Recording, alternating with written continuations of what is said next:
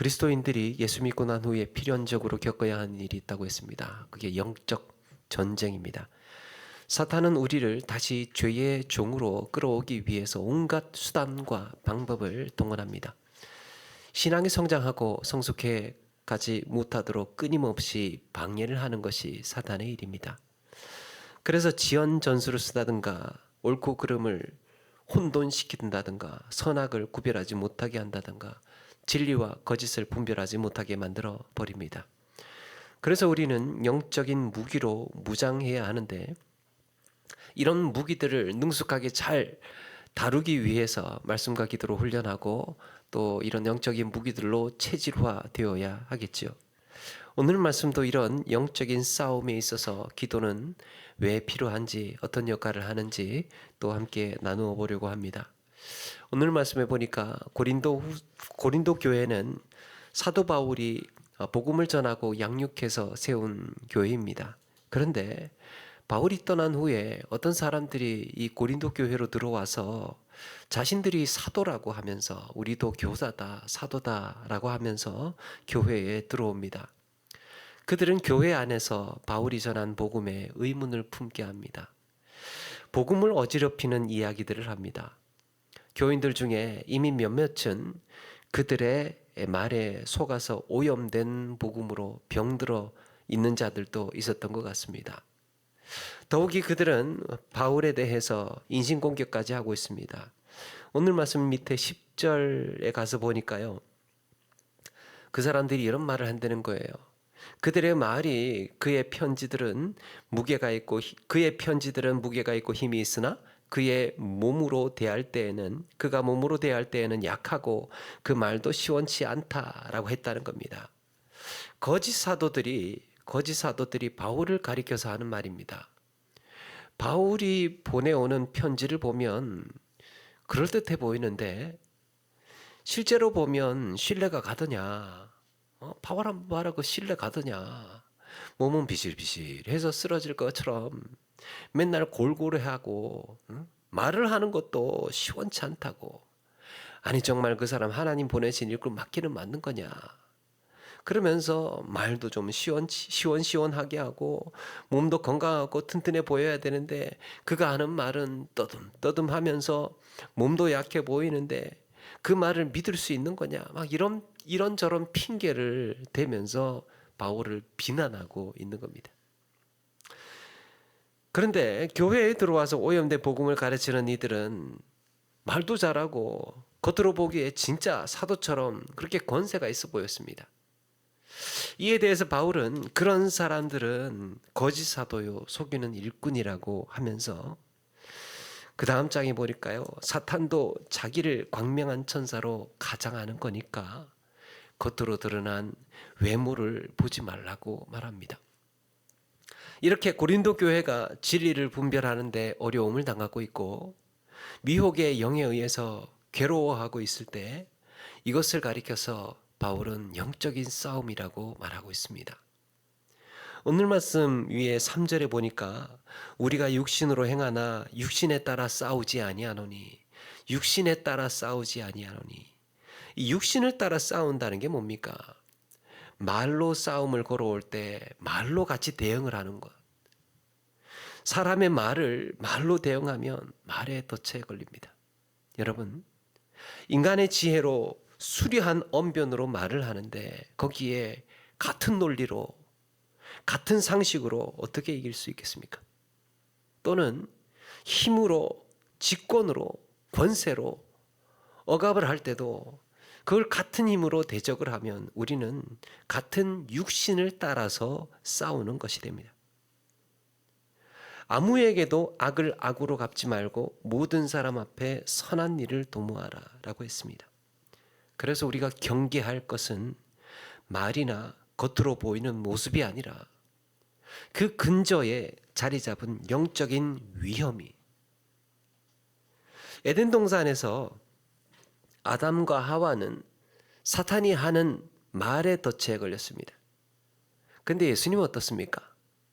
광야에서 40일 동안 금식 기도를 하시고 사탄이 다가왔을 때 정말 그걸 받아들이고 싶은 달콤한 말로 제안을 합니다. 그런데 주님은 그 이면에 도사리고 있는 사탄의 노림이 무엇인지, 함정이 무엇인지를 보았습니다. 사람들이 예수님에 대해서 수군거리고 유대인이나 바리새인들이 예수님을 궁지로 몰아넣기 위해서 질문을 할 때도 예수님은 언제나 그들의 중심을 보고 계셨습니다. 이런 것들이 영적인 싸움이에요. 영적인 싸움은 육신에 속한 것이 아니기 때문에 다른 무기를 써야 된다는 거예요. 그리고 이런 무기들이 하나님의 능력으로 힘을 발휘하는 겁니다. 구약 성경에 등장하는 다윗이 어떻게 싸우고 있습니까? 이스라엘이 블레셋과 엘라 골짜기에서 대치를 하고 있는데 다윗의 아버지 이새가 전쟁에 나간 아들들이 궁금해서 다윗에게 형들 잘 있는지 좀 보고 오라고 보내죠. 그래서 다윗이 가서 보니까 블레셋의 골리앗이라는 장수가 나와서 이스라엘 군대를, 하나님을 모욕하고 있는데 아무도 나서는 사람이 없었어. 다윗은 화가 나서 내가 나가겠다고 나섭니다. 형들에게 도시락 갖다 주러 갔다가 지금 골리앗하고 싸움을 벌이게 생겼습니다. 사울 왕이 이 사실을 알고는 다윗을 부릅니다. 이 사울이 아무도 나가는 사람이 없다 그러니까 지푸라기라도 잡는 심정으로 이 다윗을 내보냅니다. 그런데 사울은 다윗을 그냥 내보내지 않고 자기 갑옷을 입힌, 이왕 이스라엘의 대표로 나갈 거라면 무장이라도 좀 제대로 하고 보내야 되겠다 싶은 모양입니다. 여러분 블레셋은 철기 문화입니다. 모든 병사가 칼과 창으로 무장하고 있었습니다. 그런데요, 이스라엘 군의 무장은 사울과 요나단을 제외하고는 대부분이 몽둥이, 짝대기, 돌멩이 이런 것들이 전부였습니다. 이스라엘에도 농기구는 있었습니다. 철기로 된 농기구, 낫이나 보습, 또 삽이나 이런 것들, 이 철기로 되어 있는 것이 있었는데 그걸 고치려면 블레셋으로 가서 고쳐와야 했습니다. 그래서 사울은 철기로 된 자기 무장을 다윗에게 입히는데 사울의 갑옷이 소년 다윗에게 맞을 리가 없죠. 꼭 어린애한테 어른 갑옷 입혀놓은 모양입니다. 칼을 차도 땅에 질질 걸리는 정도였을 겁니다. 그가 입은 갑옷이 하도 크고 무거워서 움직이는 것조차 오히려 걸리적거리고 불편했습니다. 다윗은 이스라엘 최고의 무장을, 최고의 무기를 벗어던지고 내려놓고, 그리고는 돌멩이 5개 주워가지고 골리앗을 상대하러 나갑니다. 이때 다윗이 골리앗 앞에 섰을 때 뭐라고 선포합니까? 너는 칼과 창과 단창으로 내게 나오거니와 나는 만군의 여호와의 이름으로 네게 나아가노라. 막강한 무력을 대적하기 위해서 다윗이 붙든 가장 큰 힘은 돌멩이가 아니라 만군의 여호와의 이름이었습니다. 전쟁을 이기기도 하시고 패하기도 하시는 하나님의 군대를 모욕하는 자는 하나님께서 심판하시리라는 믿음. 그날 다윗은 여호와의 이름을 믿었습니다. 여러분, 여호와의 이름에 능력이 있는 줄로 믿습니다. 그러면 오늘 말씀에 하나님의 능력을 나타내는 무기가 뭐라는 겁니까? 하나님의 능력을 나타내는 무기. 우선 생각해 볼 수 있는 것은 우리 지난 시간에도 했던 것처럼 에베소서 6장에 나오는 하나님의 전신갑주이죠. 진리의 띠, 또 의의 호심경, 믿음의 방패, 구원의 투구, 성령의 검. 그런데 특별히 오늘 말씀의 1절에 보니까 이런 무기가 등장을 합니다. 나 바울은 이제 그리스도의 온유와 관용으로 친히 너희를 권하고 라고 했습니다. 여러분, 사도 바울은 지금 고린도 교인들에게 매우 서운한 상태에 있습니다. 노발대발하고 화를 내야 하는 상황이에요. 교회 안에서 자기를 비난하고 비방하는 자들이 있다는 소식을 들었을 때 얼마나 마음이 상하고 서운하겠습니까? 내가 니들한테 어떻게 했는데, 생명 걸고 고린도까지 가서 세운 교회 교인들이 어떻게 바울한테 그렇게 할 수 있습니까? 그런데 바울은 어떻게 그들을 권고하고 있다는 겁니까? 그리스도의 온유와 관용으로. 여러분, 우리가 영적 전쟁, 이 전쟁이라는 단어를 듣게 되면 그때 쓰이는 무기들은 전쟁이라고 했으니까, 뭔가 무기라고 했으니까 뭔가 좀 과격하고요, 폭력적이고 강한 수단을 써야 할 것 같아 보입니다. 엄연한 싸움 아닙니까? 이것도 싸우는 것이니까. 그래서 뭔가 단호한 진리, 물러서지 않고 탄탄한 논리로 싸워야 할 것 같아요. 단단히 무장을 하고. 그런데 놀랍게도 오늘 하나님의 능력을 나타내는 무기라는 게 부드럽고 따뜻하고 유순한 것입니다. 그래서 그리스도의 능력은 어디서 힘을 발휘하고 있는 겁니까? 온유와 관용에서 힘을 발휘한다는 거예요. 예수님의 12제자 중에요, 세베대의 아들 야고보와 요한이 있었습니다. 예수님은 이 두 형제에게 보아너게라는 별명을 붙여주셨습니다. 보아너게, 우레의 아들, 천둥번개 같은 아이들이라. 얼마나 성격이 과격하고 불같았는지 욱하는 성질을 자주 드러내곤 했던 모양이에요. 한 번은요, 예수님과 제자들이 이 예루살렘으로 가기 위해서 사마리아의 한 마을에 이제 들어가게 됐습니다. 그런데 그곳 사람들이 이 일행이 사마리아로 간다는 것을 알고는 예수님의 일행을 받아들이지를 않았어요. 다른 데 가보라고, 여기는 못 들어온다, 그렇게 거부를 했습니다. 그러자 야고보와 요한이요, 화가 나서 누가복음 9장 54절에 보니까 주여 우리가 불을 명하여 하늘로부터 내려 저들을 멸하라 하기를 원하시나이까. 이 좀 점잖게 지금 표현을 하는 것 같은데, 다른 번역 성경을 참고해서 쉽게 말하면 이런 겁니다. 예수님, 이 동네 확 부질러 버릴까요? 그러고 있는 겁니다.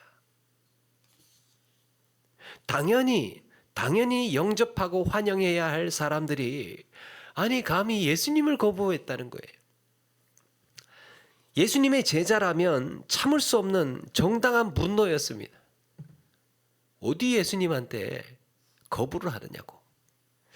그때 예수님의 반응이 어땠습니까? 오히려 제자들을 꾸짖으시고 다른 마을로 갔다 기록하고 있습니다. 그랬던 야고보가요, 나중에는 주님의 사랑을 깊이 깨닫고 나서 가장 먼저 순교자의 반열에 올랐습니다. 요한은 어떻습니까? 오래오래 초대교회 성도들에게 온유한 사랑의 사도로 남았습니다. 주님의 사랑을 깨닫고 나서, 주님의 성품을 배우고 나서 온유한 사랑의 사도가 되었습니다. 그 불같은, 그 괴팍하고 그 과격한 두 형제가 주님 만나서 변화되더니 가장 따뜻하고 유순하고 온유한 사도가 되었다는 거예요. 사랑하는 여러분, 우리도 변화될 줄 믿습니다. 여러분, 우리 주님은 영적인 전쟁에서 어떻게 승리하셨습니까? 주님께서 그 영적 전쟁을 어떻게 승리하셨습니까? 주님이 그러죠. 마음만 먹으면 하늘의 천군 천사 12군단을 불러서 세상을 불바다로 만들 수 내가 못할 줄 아느냐.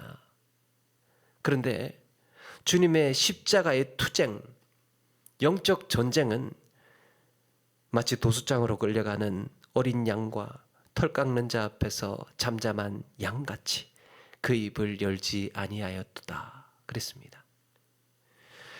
우리 주님께서 대적들을 같은 말로, 같은 힘으로 하지 않으시고 주님의 성품처럼 온유와 겸손으로 철저한 순종으로 승리를 얻으셨습니다. 여러분, 온유는 열매 가운데 하나입니다. 성령 하나님은 성령의 능력을 발휘하실 때 그 열매를 통해서 역사하시는 거예요. 우리에게 나타난 열매를 통해서 역사하시는 겁니다. 성령의 능력을 나타내는 무기를 체질화하고 단련한다는 것은 성령의 열매를 맺고 그리스도의 성품으로 변화시켜가는 과정이기도 합니다. 이런 점에서 기도는 나의 연약한 성화되지 못한 성품에 대해 깊은 반성과 회개를 돌아보게 합니다. 그런데 여러분, 오늘 말씀해 보니까 우리가 싸우는 무기로 이런 표현을 합니다. 견고한 진을 무너뜨리고 모든 이론을 무너뜨린다 그랬습니다. 견고한 진. 더 나아가서 모든 생각을 사로잡아서 그리스도에게 복종하게 한다. 우리의 승리가 무엇입니까? 그를 그리스도에게 복종하게 만드는 것이 승리 아닙니까? 아니, 어떻게 온유나 간용같이 이 부드럽고 따뜻하고 유순한 것들이 견고한 진을 무너뜨리고 철옹성 같은 이론을 깨뜨릴 수 있는가 말이에요. 로마서 12장에 내 원수가 줄이거든 먹이고 목마르거든 마시게 하라. 그리함으로 네가 숯불을 그 머리에 쌓아 놓으리라 그랬습니다. 숯불을 그 머리 위에 쌓아 놓으리라. 고대 세계에는 집에서 불을 꺼뜨리면 빌리러 가야 했습니다. 이웃 한 대 가서 불을 빌려 와야 했어요. 그렇게 뜨거운 것을 머리에 이고 있으면 얼굴도 같이 뜨거워서 벌겋게 달아오르겠지요. 미워하던 사람이 어려운 일에 처했을 때, 얄미운 사람이 어려운 일에 처했을 때, 그때 호의를 베풀고 그럴 때 안갚음이 아닌 좋은 마음 보여주면 여러분, 견고한 진이 무너집니다. 그동안 내가 미워했던 마음이 무너져요. 견고한 진과도 같이 꼭꼭 닫혀있던 마음의 문이 허물어질 때가 있습니다. 견고한 진은 그렇게 허무는 거라고 말씀하고 있는 거예요. 여러분, 사탄이 원하는 것이 무엇입니까? 사탄이 원하는 것, 신뢰를 잃게 하고 친밀감의 거리감으로 바꾸는 것이지요. 그런데 이런 것들이 온유함이라는 무기로, 관용이라는 무기로 허물어지고 회복이 된다는 겁니다. 선함이 승리하는 순간이에요. 선함이. 우리는 기도하는 중에 이런 하나님의 뜻을 구하는 겁니다. 주님의 성품을 닮아서 그리스도의 능력이 나타나게 하시고 폭력과 분노와 원망이, 그런 사슬이 끊어지게 해달라고. 성령의 인도하심을 따라서 열매 맺고 순종하겠습니다. 주님의 성품을 닮아서 순종하겠습니다. 여러분, 영적 전쟁에서 우리는 아무것도 하지 않고 하나님께서 하나부터 열까지 그렇게 다 하시는 것이 아니에요. 하나님 해주십시오. 하나님 해주십시오. 하나님이 다 이루어 주십시오. 물론 다 이루시는 것은 맞는 말이지만 우리가 여기에 아무것도 하지 않는 것은 아니라는 거예요.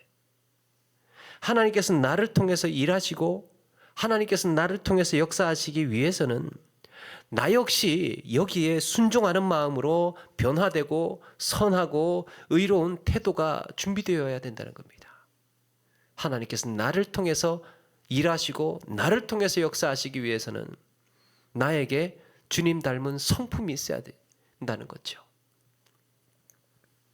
여러분, 광야에 있던 모세가요, 화를 내면서 반석에 물이 나오도록 그렇게 할 때 성경은 하나님의 영광을 드러내지 않아서 가나안 땅에 들어가지 못했다라고 했습니다. 무엇이 문제였습니까? 모세의 무엇이 문제였습니까? 순종하지 않았습니까? 따르지 않았습니까? 태도의 문제였어요. 태도의 문제. 그가 하나님의 영광을 드러내지 않는 것을 다르게 말하면 온유함을 드러내지 않아서 하나님의 진노를 산 것입니다. 똑같은 일에도, 똑같은 말을 해도, 똑같은 행실을 해도 거기에 온유와 관용이라는 태도가 몸에 배어 있지 않으면 하나님의 영광이 드러나지 않는다라는 겁니다. 그래서 우리는 기도 생활에서 이렇게 진정한 영적 승리가 무엇인지를 깊이 생각하고 마음을 다듬고 선하신 하나님의 뜻을 증거하는 그런 삶으로 나아가야 할 줄로 믿습니다. 정말 그렇습니다. 언제 어떻게 어디서 그렇게 일어날지 모를 이럴 영적 전쟁, 영적 전투에서 늘 말씀과 기도로 준비하시고 승리하시는 저와 여러분 되기를 주의 이름으로 축원합니다.